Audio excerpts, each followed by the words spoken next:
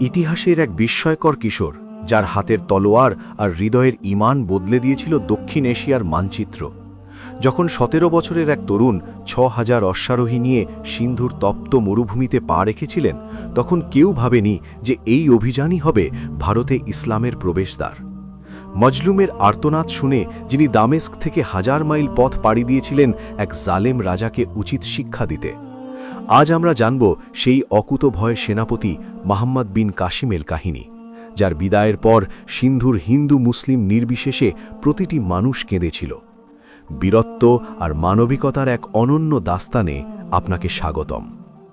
হিজরি প্রথম শতাব্দীর শেষ ভাগ, উমাইয়া খিলাফতের সময়কাল।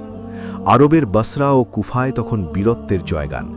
ঠিক সেই সময় মক্কার সাকিফ গোত্রে জন্ম নেন এক উজ্জ্বল নক্ষত্র, মুহাম্মদ বিন কাসিম।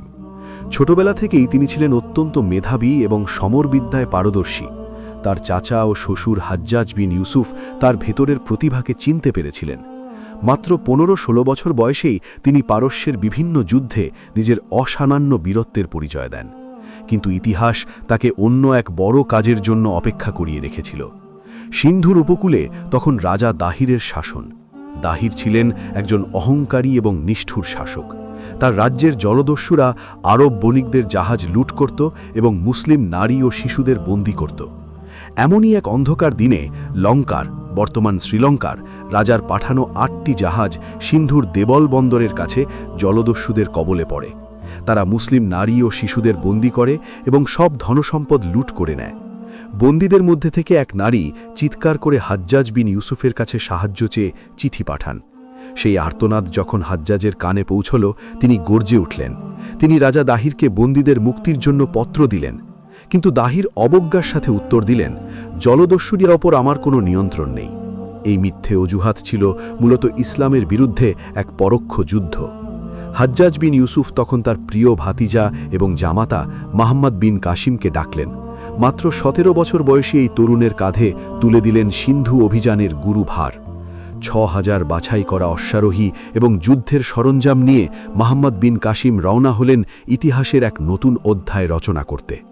৭১১ খ্রিস্টাব্দ, মুহাম্মদ বিন কাসিম তার সেনাবাহিনী নিয়ে সিন্ধুর দেবল বন্দরে এসে পৌঁছলেন।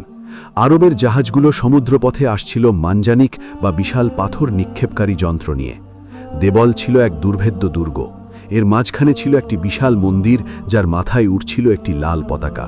স্থানীয়দের বিশ্বাস ছিল, যতক্ষণ ওই পতাকা উড়বে ততক্ষণ কেউ দেবল জয় করতে পারবে না। মুহাম্মদ বিন কাসিম তার বাহিনীকে নির্দেশ দিলেন, প্রথমেই ওই পতাকাকে লক্ষ্য করে পাথর ছোড়ো।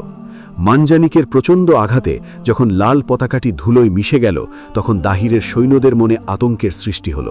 তারা ভাবল তাদের দেবতারা হয়তো রুষ্ট হয়েছে। মাত্র কয়েকদিনের যুদ্ধে দেবল বিজয় হল। কিন্তু বিজয়ের পর মুহাম্মদ বিন কাসিম কোনো নিষ্ঠুরতা দেখাননি।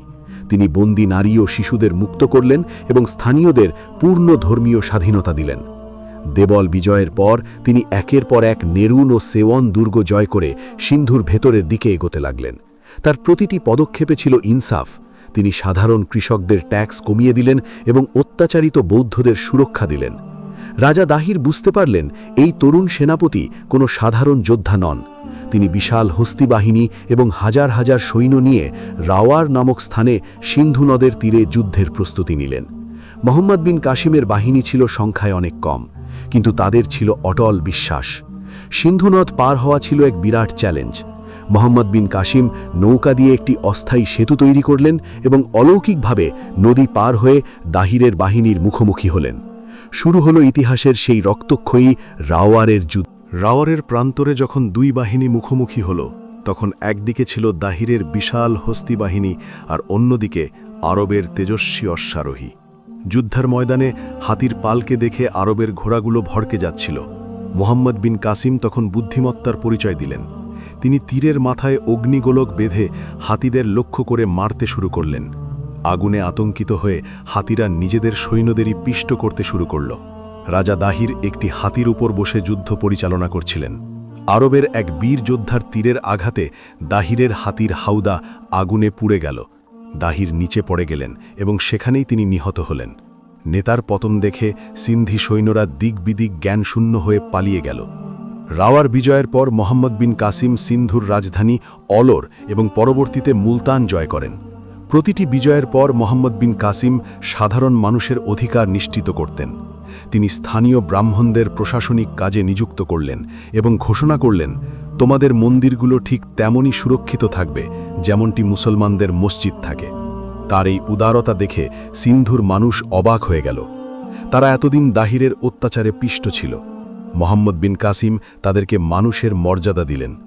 সিন্ধুর অনেক গোত্র স্বেচ্ছায় ইসলাম গ্রহণ করতে শুরু করল, আর যারা করেনি তারা মোহাম্মদ বিন কাসিমকে তাদের ত্রাণকর্তা হিসাবে দেবতা জ্ঞানে ভক্তি করতে লাগল। মাত্র ৩ বছরে তিনি প্রায় পুরো সিন্ধু ও পাঞ্জাব এলাকা খিলাফতের অধীনে নিয়ে আসলেন। দক্ষিণ এশিয়ায় ইসলামের যে বিশাল মিনার আজ আমরা দেখি, তার ভিত্তিপ্রস্তর স্থাপন করেছিলেন এই ১৭ বছরের কিশোর। মোহাম্মদ বিন কাসিমের শাসনকাল ছিল মাত্র ৪ বছর, কিন্তু এই অল্প সময়ে তিনি আরবের বীরত্ব আর ইসলামের সাম্যকে সিন্ধুর মাটিতে গেঁথে দিয়েছিলেন। তিনি কেবল একজন বিজয়ী ছিলেন না, তিনি ছিলেন একজন দক্ষ প্রশাসক। তিনি সিন্ধুতে নতুন নতুন শহর নির্মাণ করেন এবং ব্যবসা বাণিজ্যের পথ খুলে দেন। আরবের সংস্কৃতি আর সিন্ধুর জ্ঞানের এক অপূর্ব মিলন ঘটে তার আমলে। কিন্তু ইতিহাসের এক ট্র্যাজিক মোড় তখন দামেশকে অপেক্ষা করছিল। ৭১৪ খ্রিস্টাব্দে তার অভিভাবক হাজ্জাজ বিন ইউসুফ মারা যান। এর কিছুকাল পরেই খলিফা ওয়ালিদ বিন আব্দুল মালিকও ইন্তেকাল করেন। নতুন খলিফা সুলাইমান বিন আব্দুল মালিক ছিলেন হাজ্জাজ বিন ইউসুফের চরম শত্রু। সেই ব্যক্তিগত শত্রুতার বলি হতে হল নিরপরাধ মোহাম্মদ বিন কাসিমকে। খলিফার নির্দেশে মোহাম্মদ বিন কাসিমকে বন্দী করার আদেশ দেওয়া হলো। সিন্ধুর মানুষ যখন এই খবর পেল, তারা কান্নায় ভেঙে পড়ল। তারা মোহাম্মদ বিন কাসিমকে অনুরোধ করল, আপনি ফিরে যাবেন না, আমরা আপনার জন্য রক্ত দেব, আপনি সিন্ধুতেই শাসন করুন। কিন্তু মোহাম্মদ বিন কাসিম ছিলেন একজন আদর্শবান মুসলিম এবং খলিফার অনুগত সেনানী। তিনি বললেন, আমি আমার খলিফার হুকুম অমান্য করে বিদ্রোহী হতে পারি না। তিনি স্বেচ্ছায় শিকল পরে দামেস্কের পথে রওনা দিলেন। যে তরুণের হাতে সিন্ধু বিজিত হয়েছিল, যার ভয়ে রাজা বাদশাহারা পাঁপত, তিনি আজ একজন সাধারণ বন্দী হিসেবে খলিফার দরবারে হাজির হলেন। ঈর্ষা আর রাজনীতির নোংরা খেলায় তাকে অন্ধকার কারাগারে নিক্ষেপ করা হলো এবং সেখানেই এই মহান বীর অকথ্য নির্যাতনের শিকার হলেন। ৭১৫ খ্রিস্টাব্দ ইরাকের ওয়াসিত শহরের এক অন্ধকার কারাগারে এই তরুণ বীর শেষ নিঃশ্বাস ত্যাগ করেন। মাত্র ২০ বছর বয়সেই নিভে গেল ইসলামের ইতিহাসের অন্যতম শ্রেষ্ঠ নক্ষত্র। অথচ তার কোনো অপরাধ ছিল না। দাহিরের কন্যারা খলিফাকে মিথ্যা তথ্য দিয়েছিল বলে পরবর্তীতে জানা যায়, যা শুনে খলিফা অনুশোচনায় দগ্ধ হয়েছিলেন। কিন্তু ততক্ষণে অনেক দেরি হয়ে গেছে। মোহাম্মদ বিন কাসিমের ইন্তেকালের খবর যখন সিন্ধুতে পৌঁছাল, তখন পুরো সিন্ধু মরুভূমি যেন কেঁদে উঠল। হিন্দুরা তাদের প্রিয় সেনাপতির মূর্তি তৈরি করে শ্রদ্ধা জানাল, আর মুসলমানরা তাদের হৃদয়ে তার স্মৃতি গেঁথে রাখল। তিনি সিন্ধু জয় করেছিলেন ঠিকই, কিন্তু তার সবথেকে বড় বিজয় ছিল মানুষের হৃদয় জয় করা। মোহাম্মদ বিন কাসিমের জীবনী আমাদের শেখায় যে বয়স কোনো বড় বাধা নয়, যদি হৃদয়ে সাহস আর ঈমান থাকে। ১৭ বছরের এক কিশোর যদি আধুনিক ভারতকে ইসলামের সাথে পরিচয় করিয়ে দিতে পারেন, তাহলে আমাদের যুব সমাজের জন্য এর চেয়ে বড় অনুপ্রেরণা আর কি হতে পারে। তিনি আমাদের শিখিয়ে গেছেন কিভাবে শত্রুর সাথেও ইনসাফ করতে হয় এবং কিভাবে ত্যাগের মাধ্যমে আদর্শকে টিকিয়ে রাখতে হয়। আজ সিন্ধু নদের ঢেউয়ে ঢেউয়ে হয়তো সেই তরুণ সেনাপতির ঘোড়ার খুরের শব্দ শোনা যায় না, কিন্তু ইসলামের যে আলো তিনি জ্বেলে গিয়েছিলেন, তা আজও দক্ষিণ এশিয়ার কোটি কোটি মানুষের হৃদয়ে প্রজ্জ্বলিত। আল্লাহ এই মহান সেনানীকে জান্নাতুল ফিরদাউস নসিব করুন, আমিন। মোহাম্মদ বিন কাসিমের এই অবিশ্বাস্য বীরত্ব ও ত্যাগের ইতিহাস যদি আপনার রক্তকে টকবগিয়ে তোলে, তাহলে ভিডিওটি শেয়ার করে অন্য তরুণদের মাঝে এই বীরত্বগাথা পৌঁছে দিন। ইসলামের ইতিহাসের এমন আরও রোমাঞ্চকর এবং অজানা কাহিনী জানতে আমাদের চ্যানেলটি এখনই সাবস্ক্রাইব করে পাশে থাকুন। আপনার একটি সাবস্ক্রিপশন আমাদের এই প্রচেষ্টাকে সফল করবে।